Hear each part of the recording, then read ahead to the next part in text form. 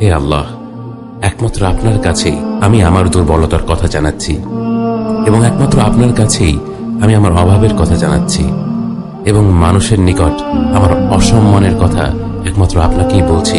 হে আরহামার রাহিমিন, আপনিই তো প্রতিটি দুর্বল ব্যক্তির রব এবং আপনিই আমার রব। আপনি কার কাছে আমাকে ছেড়ে দিলেন? এমন অচেনা মানুষদের কাছে যারা আমার ক্ষতি করতে চায়, নাকি এমন শত্রুর কাছে যাকে আপনি আমার চেয়ে অধিক শক্তি দিয়েছেন? হে আল্লাহ, যদি আপনি আমার উপর রাগ না করে থাকেন তাহলে এর কিছুতে আমার কিছু আসে যায় না, কিন্তু আপনার আশ্রয় পেলে আমার পরিস্থিতি আরেকটু সহনীয় হবে।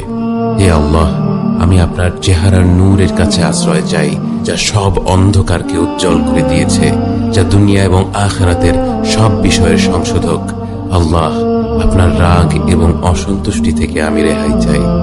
আল্লাহ, এ সব কাজই শুধু আপনাকে খুশি করার জন্য করা এবং আপনি ছাড়া কোনো শক্তি নেই, কোনো ক্ষমতা